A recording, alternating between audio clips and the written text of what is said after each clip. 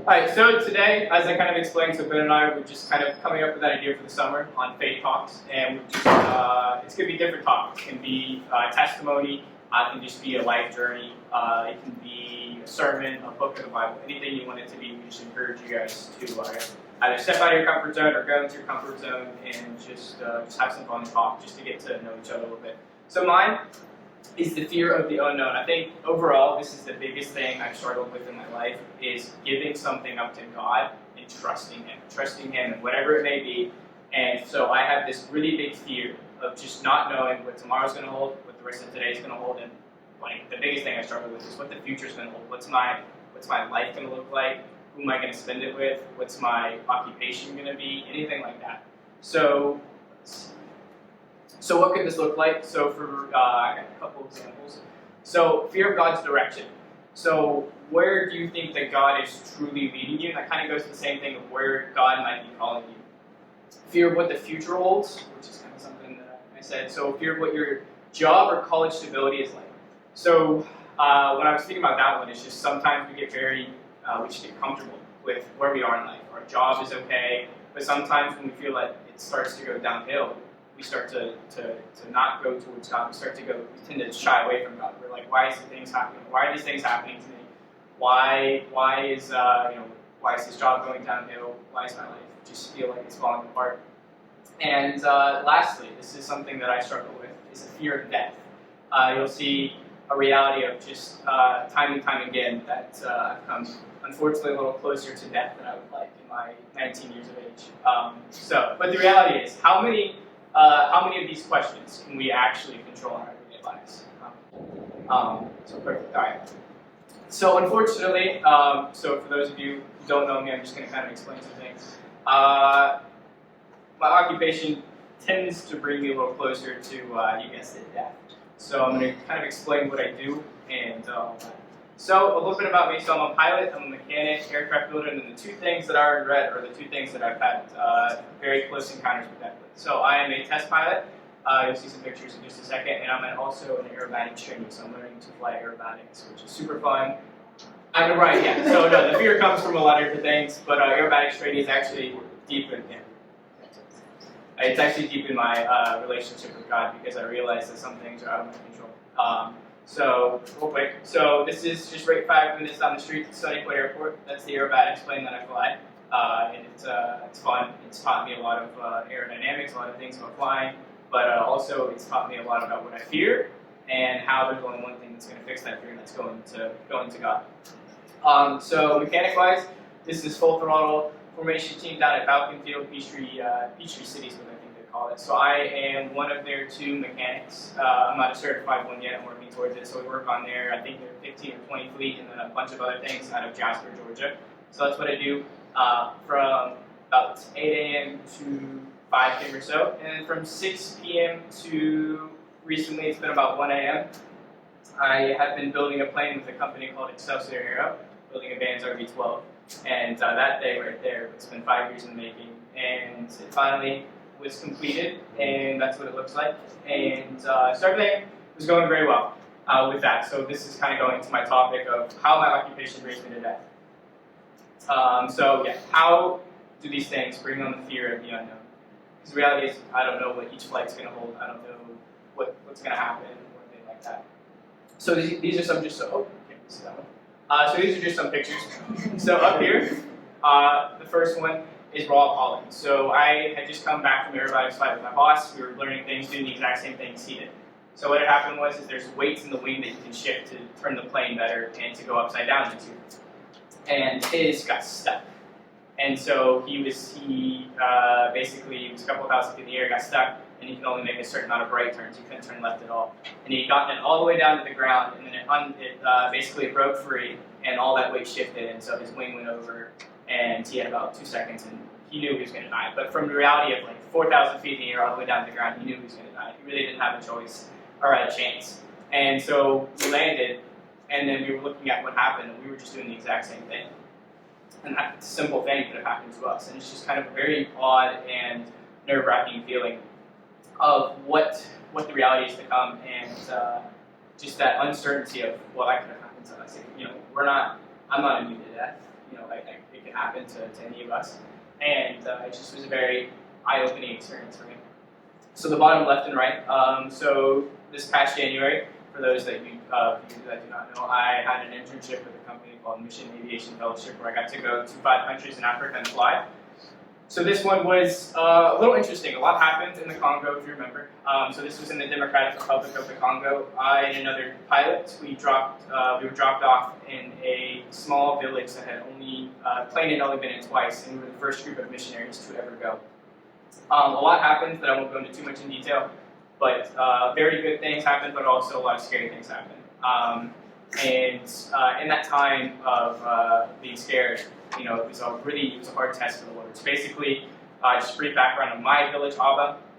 The doors that we were staying, though, we had these little huts, and the huts locked from the outside in, and it was a very hard experience for me. It was very just, okay, Lord, I don't know what tomorrow holds. First we got to get through this small little test that, if they're going to lock us in, we're stranded. There's only 2 planes. We're about 500 miles away from any safe civilization, and there's just absolutely nothing. If you look at this picture, that's the runway, and for hundreds of miles, it's just flat land, and there's no cities. So we said, okay. So we woke up, so we stayed that first night, and then I woke up in the morning, and I look over, and my other missionary friend who was still on the internship was not there. So I was like, okay, he was probably just up or whatever happens. And I go out, and I tried to open my door, and it was locked. So I had been locked from the outside in. And so that was a real test for me. I started to say I wasn't freaking out was a lie. I was very scared. I made sure my GPS phone was working. I started rationing food and water and all of that in a span of 5 minutes. And then the reality was he went to the bathroom and just locked the door on accident behind me. So everything was fine. But it was a real test. So it was me not knowing what the future was going to hold. And so it was a big fear of mine. But the reality is, everything was fine, and it was just kind of a good test. And I think, it was just, I don't know if the Lord was just trying to play a joke and just realize that He's always in control and everything's fine. But it was truly a good time. But just recently, I think we're coming up on week 2. So the plane, so test flying is a very dangerous thing. A lot of people don't like to do it, but I'm young and stupid, so I said sign me up. This is what happened. So our first flight, we did 4 little bunny hops, down the runway, back up, and everything went fine. So then we turned around. I was turning it around, and on the last one, to line up for takeoff for the first ever flight, all the warning systems came up. My brakes popped and blew up, and the engine had some issues. So we said, okay. We were like, okay, so instead of bringing the plane in because it wasn't in a total condition, we brought all the parts out there and we fixed it on the spot. But we sat down. My boss says, okay, this is what's going to happen. We go through the risk of stuff. You have a chance of dying. You have a chance of something not going right. You have a chance of the plane falling apart. Are you still willing to do this? And I was like, oh man, I don't know. I feel like I'm putting myself in this situation, but also I realized that I was going to be putting it before. So I said, okay, Lord, we got around. I said, whatever happens, let's just pray. I said, I don't care. I don't want to think about these things. I just want to get around and pray. And because He's going to protect. He's going to see anything that we don't see. And so we fixed everything up. And we prayed. And everything else went fine. We haven't had a single issue since. But it was just it was a good test. Because I realized that in the beginning, I was very scared and I didn't know what to come. And then that happened. And then I realized, okay, now something really can't happen here. But everything went fine. So for me, where do these fears come from? So I have this overwhelming, continuous pattern that I do not trust the Lord. And I've seen in Africa, where I was doubting the Lord of my safety and my team's safety again and again and again, but again and again and again, He was faithful. He showed us that everything was fine. We get home, and that everything was fine. So a little background on the Congo, we had 2 teams split up. One of the teams got taken hostage, in their aircraft was taken hostage for about 2 days. And my team was safe when we got back, and so all we could do was pray. And that was a big fear of us. Is we don't know what's going to happen. We don't know what the stability is like. There's no communication anywhere in this country, and it was hard to get them on the phone because there was maybe satellite phone. So it was just a lot of bad things.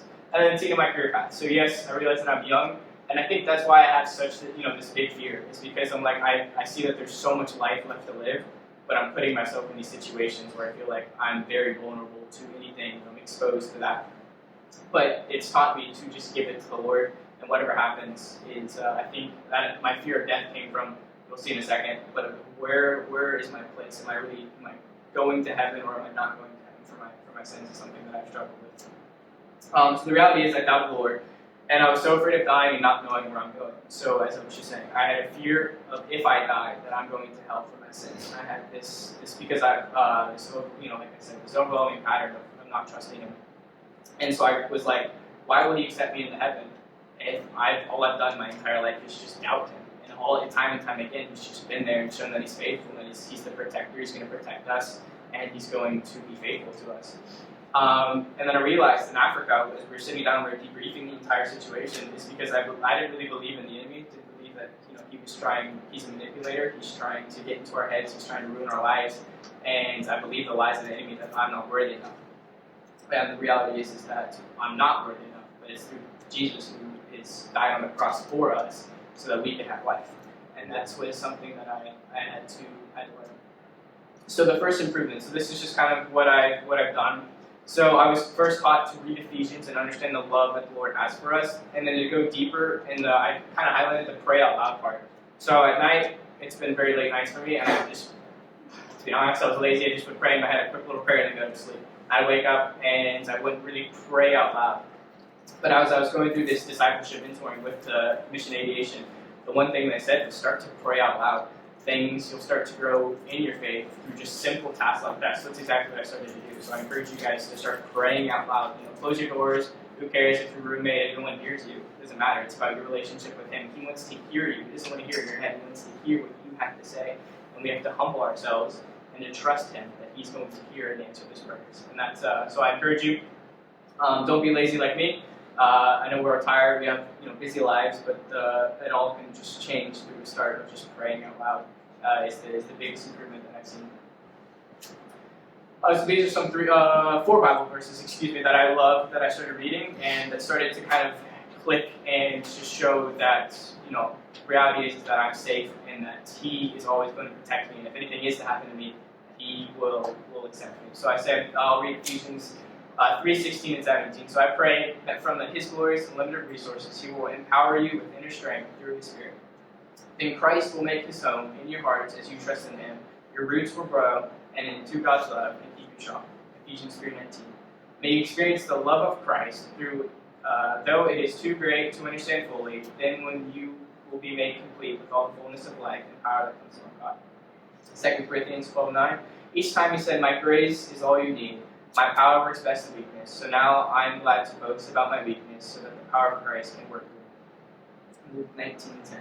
For the Son of Man came to seek and save those who are lost. And that one definitely hit hard for me, because I felt that I was lost, and that His direction wasn't really a big thing for me. So I love that quote, that Bible verse, because I didn't realize where the Lord would be taking me. So I graduated high school last May, and to say that I would be going overseas to fly, for Mission Aviation Fellowship, to be able to go spread the gospel to places that have not yet reached them, and to be able to go and build an airplane and do all these things, I would have said you're crazy. Like, that's not going to happen.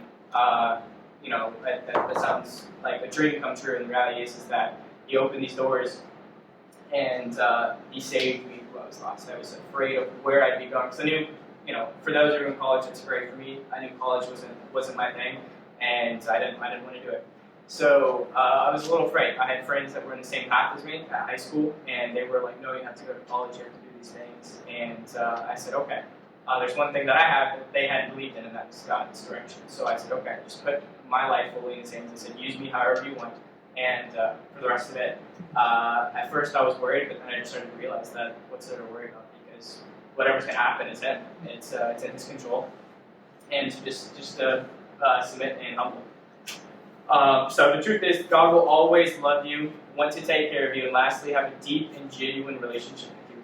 I highlighted genuine because, like I said, I was lazy, and I lacked time in the Word. And what I love is that I've had to learn, if you want things to change in your life, if you want an internship, a job, or whatever, if you want to get out of a hard situation, you have to have a genuine relationship with Him. He's not going to take that lukewarm, quote-unquote Christian is what I've had to learn. He's not going to take me unless I genuinely devote time with Him. If I take time out of our busy days to spend time with Him, even if it's just 5 to 10 minutes, pray, read the Word, and things will start to change.